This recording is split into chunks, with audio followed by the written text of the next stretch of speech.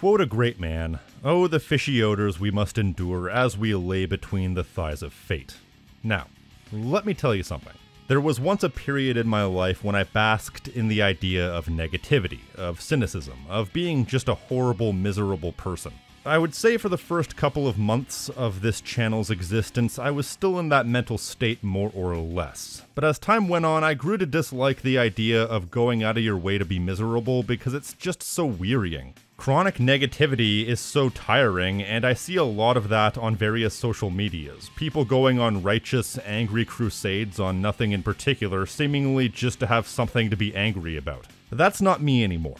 Why should I make myself mad in my own home? So over the next half hour or so, I'm going to be ripping into Twisted Metal 3 by and large, but please understand, I don't enjoy this. I would be much happier if Twisted Metal 3 was a game that I enjoyed playing without any sort of asterisk, and could actually get excited about covering. So how did Twisted Metal 3 in its current state come to be? Well, the long and the short of it is, when Single Track split from Sony to do their own thing, they took the Twisted Metal game engine with them. So while Sony held the rights to the intellectual property, they had to find a new developer to create a brand new game from the ground up. They ended up getting an internal development team, 989 Studios, to do it, who assisted in the development of the other games by Single Track, so it's not a bad idea in theory. So what went wrong? Well, it starts with the fact that apparently they only had 9 months of development time, which even for 1998 was a bit on the tight side when you were building an entire engine from the ground up. So you take a short development time, mix it with a studio that's splitting their focus between several games at a time, and add a splash of potential inexperience with the genre, given that they'd never been the main developers, and the result is this.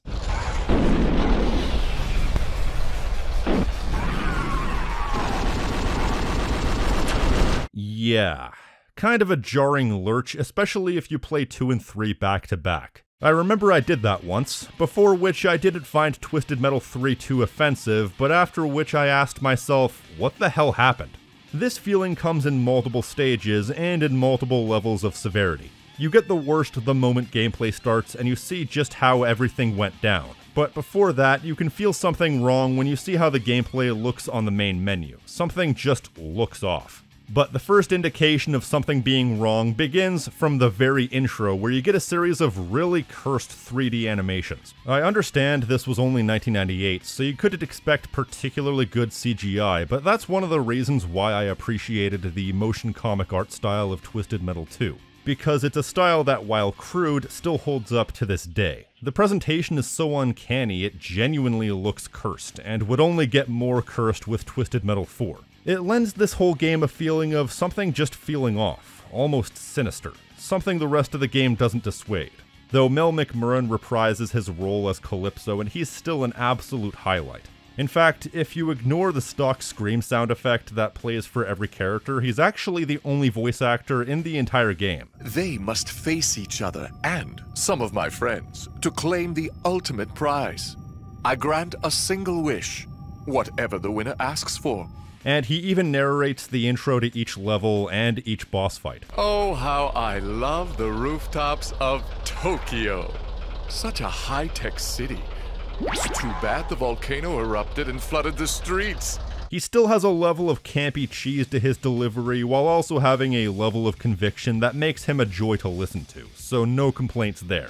And he gets the point across for everyone new to the series, explaining what the Twisted Metal tournament is and how it works. The timeline placement for this game is a little bit confusing given the inconsistent aging of the returning characters, which is why I personally place this game and 4 in their own section of my personal timeline. Not that it really matters. All that matters is you blow the crap out of everyone and try not to die too much. So by this point, I'm pretty sure most of you watching already know what Twisted Metal is and how it works gameplay-wise, and if you don't, how did you even find this video?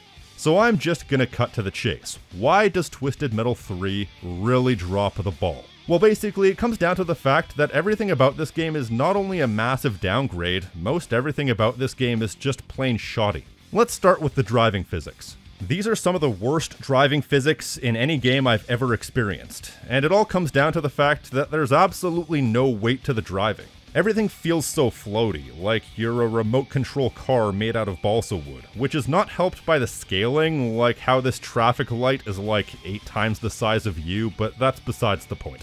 So you're bouncing around, you're constantly making involuntary movements, you can flip upside down and all around like it's nothing. That in particular gets really annoying because it takes a second to autocorrect being upside down, and it happens incredibly often, meaning you'll likely get completely and utterly swarmed by factors outside of your control and be powerless to stop it. Especially if the enemies decide to spam you with freeze blasts, which seems to happen more here than the previous games. It was never much of an issue until now. It's so jittery, and more than anything, it just doesn't feel good to drive. It feels so artificial to the point that it's just not fun to me. The physics are so light, you can flip over just by turning, and sometimes even driving in a straight line will cause you to bounce to and fro.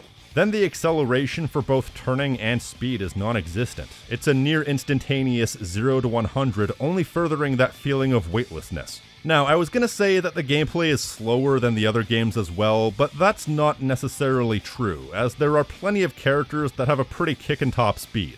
I guess it's just all these different issues with the game engine making the game feel slower than it actually is. Still, it's practically a nightmare driving around in this game. You barely feel like you're in control half the time, so it really takes away a lot of what was so appealing about the previous games on the gameplay front. And what really doesn't help the overall package is the presentation. The sound effects, the graphical presentation, the audio-visual feedback, the very building blocks of what makes these games so cathartically entertaining is absolutely weak as hell.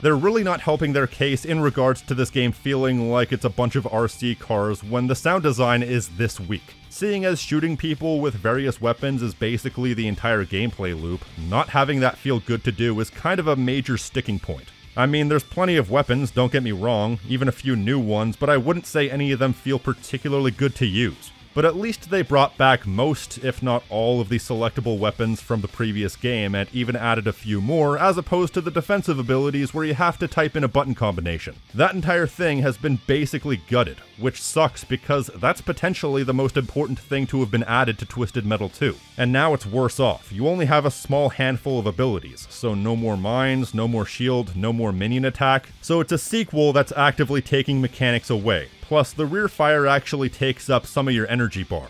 I don't know what brain trust thought that was a good idea, but they probably eat shoes for breakfast. This is also a small thing, but I hate how the radar doesn't highlight the character that's closest to you. Instead, it highlights the character who's in front of you. If I'm driving away from someone but unleashing a volley of rear fire shots to take them out, I want to know how much health they have over how much health Johnny Jackoff across the map has. Not that it matters anyway, because their health is going to be fluctuating anyway. I will fully admit that this is possibly the biggest nitpick I've ever said in one of these videos, but I hate how adamant the NPCs are in dropping everything to go find a healing item if they're low on health. I know that's the idea of having healing items, and more to the point, exactly what the player is supposed to do, but it was never noticeable before this, and it's incredibly frustrating to me to put in all this effort into fighting only for them to say, nope, doesn't count, right as I'm about to deliver the killing blow, especially because of the way that they just completely drop everything. And it's also frustrating because they always know exactly where the healing items are and whether or not they've respawned. I don't find this adds difficulty, it only prolongs the battle. The first 2 games managed to be fairly meaty on the difficulty side without having the AI be this fixated, and this is only an issue that's piled on top of something else Twisted Metal 3 also introduces. This is a mechanic that some of you may like, but I find really annoying, and that's the regeneration feature, where in the later levels, as you take out some of your enemies, more will appear as the level goes on. I'm going to assume that this was an optimization thing, where the game couldn't quite support the amount of enemies they wanted on some of these levels, so they had to compromise by only having new enemies appear after old enemies got destroyed. Good in theory, but in practice I find it really irritating because you're basically allowing an entirely fresh character to roll in after you've already exhausted all of your resources, so you may be completely unprepared. Whereas if all the enemies were there from the beginning, you could adjust your strategy accordingly. This happened once or twice where I wasted all my weapons on a single enemy, completely forgetting that the regeneration hadn't happened yet. So I was a sitting duck, and even when I know it's coming, I find it irritating that a new round of enemies can just come in fresh halfway through. It's unfair is what it is. Then again, I might be in the minority in this case, but like I've said, maybe having all the enemies there wasn't in the cards. Hence why even in the final level, they don't go above 5 enemies at once. Though I should mention that in Deathmatch, you can go up to 7, but this messes with the frame rate quite a bit. It's still pretty lame though.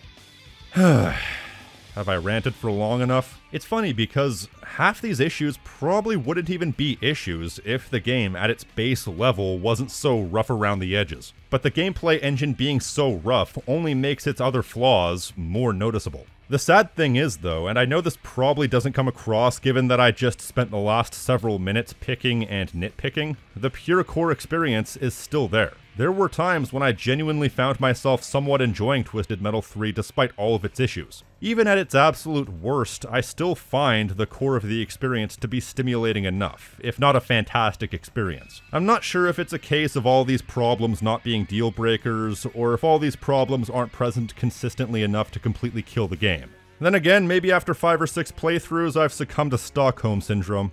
That last one was not meant to be taken seriously for the record. I don't know. All I know is that when everything is said and done, I don't hate the gameplay as much as I feel like I should. It's possible to get into it. I think what really elevates this game out of the dregs is that despite the shall we say less than stellar gameplay engine, the level selection isn't all that bad. It's a bit hit and miss with the likes of DC coming across like a test stage that they added in when they ran out of time, or Egypt, which is a level that may have a bunch of wavy sand dunes, but if you flatten them out, this level would have basically been nothing other than a few secret areas in the Egyptian architecture, and then you have a host of secret levels that range in quality from obnoxiously boring to obnoxiously empty to obnoxiously decent. But then you also have the likes of Tokyo, which is a series of rooftops over some lava down at the bottom, so you kind of have a sense of danger around every corner, but it also doesn't kill you if you fall down. It only does creeping damage. Hangar 18 is also pretty cool with the multi-level gameplay that you can unlock by destroying these panels on the walls. Then you have this secret item that on more than one occasion literally killed everyone in the level. Or my favorite level, the final level, on Calypso's blimp, where you have to destroy all these control panels on the walls before you can take out the enemies. Otherwise, they'll continually respawn, which was probably to compromise for the fact that they wanted more enemies in the level but couldn't go beyond 5, and it's rounded off with a pretty decent fight with Primeval, a new character with a unique attack that's properly hard, although I was told you can cheese the fight by either using Augur's special to drop it down this pit, or even just push it into the pit. Let's test it out.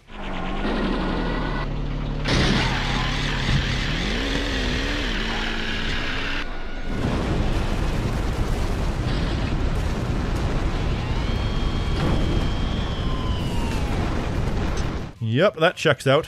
Disregarding that, Primeval is the only boss that feels like a proper boss fight, and it rounds the game off quite well. It's certainly better than the other 2 fights, like the third coming of Mr. Minion, who's an exact copy of Minion from the second game, but not as good because of the worse feeling gameplay, as well as generally being easier. Assuming he doesn't grab a healing item when you have him on the ropes. Then there's Darkseid, who's the most perplexing one, as it's a regular selectable character from the first game suddenly upgraded to boss status. Though in fairness, Darkseid was canonically Satan, which makes it even funnier that Darkseid is an absolute chump. If you want more info on the bosses, you can check out my video where I ranked each boss in the series from worst to best. Shameless plug.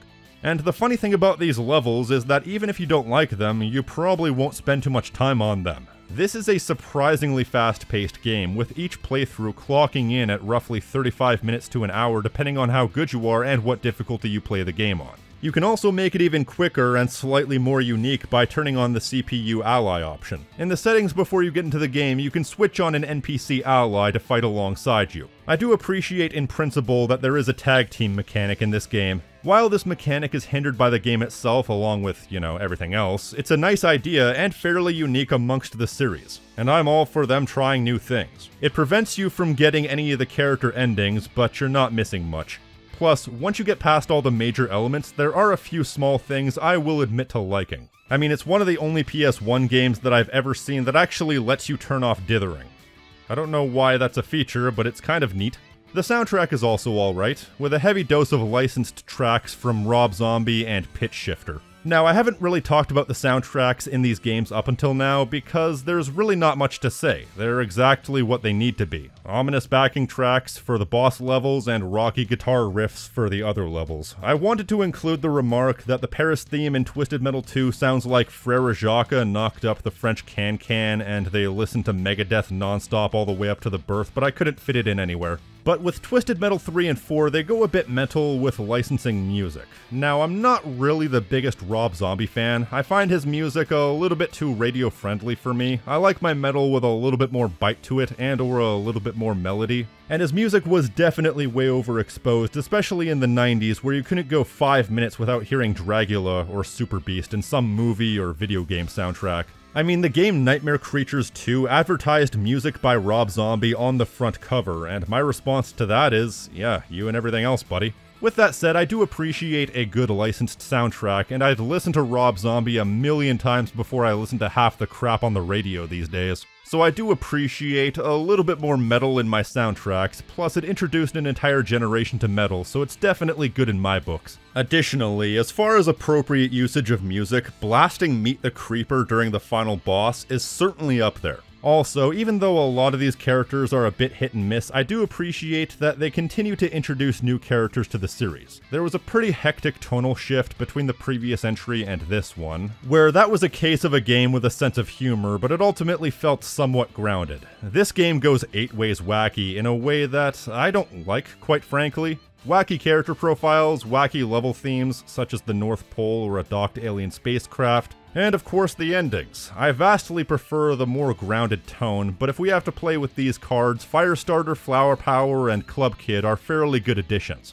Although if we're discussing the tonal shift, that's definitely felt most prominently in the aforementioned endings, which are on average the absolute worst in the series. Some people have disagreed with me on that front, and this is how I plead my case. At least in Twisted Metal 4, despite the cursed animations and the repetition, at least there are unique things that happen in every ending. Here, every single ending plays out the same way. A character drives in, Calypso says what their wish is, he twists it to varying levels of predictability, thank you for playing Twisted Metal. That's it, every single time. It doesn't feel rewarding to get to the end when I know that every single time it's going to be a complete and total anticlimax that lasts 15 seconds and continually uses repeated animations. And all except for a handful of wishes completely flop for a few reasons.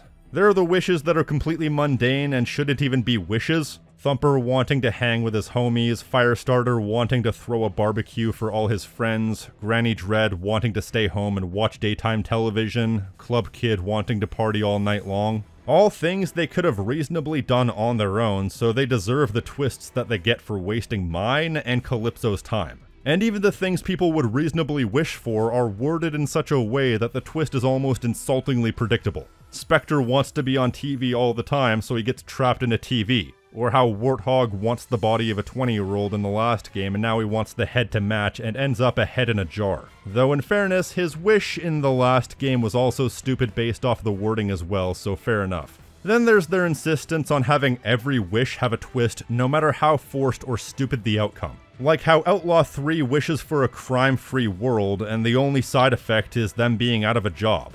Like that matters.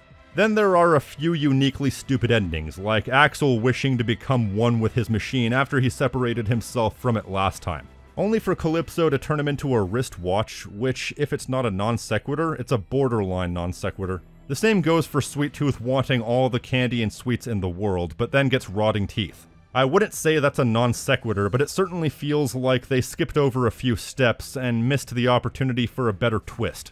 Plus, being characterized as a sweets-loving clown instead of a crazy clown was never a plot point before or after this, so it's wrong on multiple levels. It's funny how between the first game and Black, Sweet Tooth never had a good ending. Or how about Augur, who wishes for everyone to see his inner child, which is the most stupidly easily twisted wish of all time. But more to the point, doesn't even match up with his character profile. His character profile pays lip service to the idea of him wanting people to stop knocking down all the buildings he makes. Like, did the original wish require an animation sequence that was too far beyond what the devs were capable of given the short development time, or did they just forget? Okay, to this game's credit, it does have a few good endings, even with the constantly repeating animations. Like how in Mr. Grimm's ending, they used the double meaning of the word soul for clever effect, or how Minion wants to go back to hell and he's sent to hell, Michigan.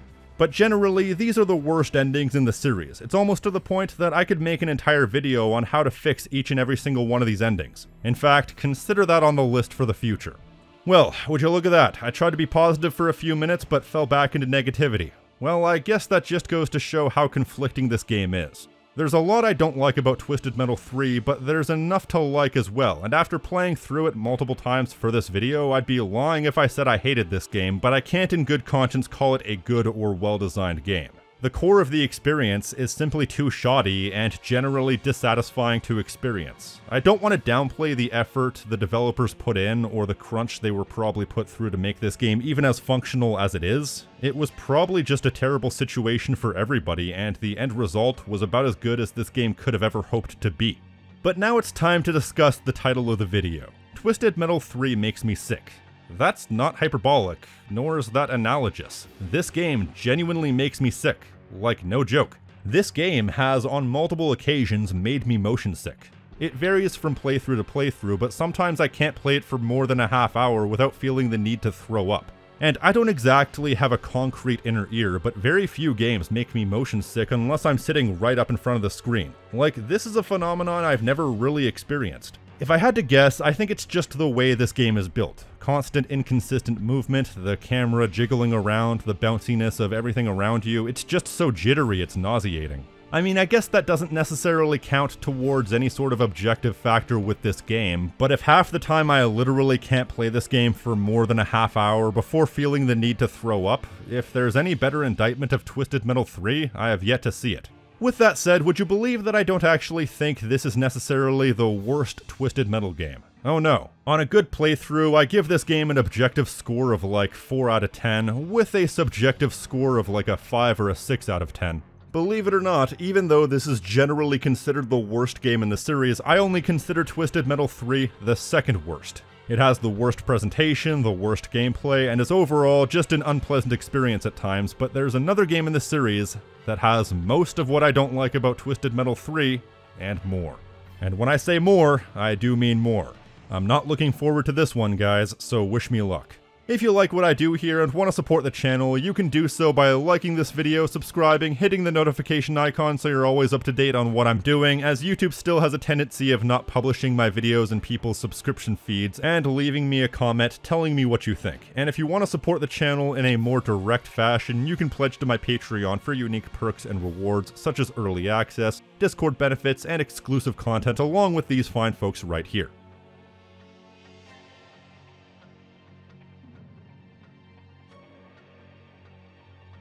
And an extra special thank you to Brooklyn, D. Bettch, Gaw004, Cotton Swab, Leyabout, MyNameIsTank, FarmCat84, Raaf, and WeirdWebbster for going above and beyond. Elsewise than that, I've been the King of Snark Style right here on Tactical Bacon Productions, and I will see you next time. Peace!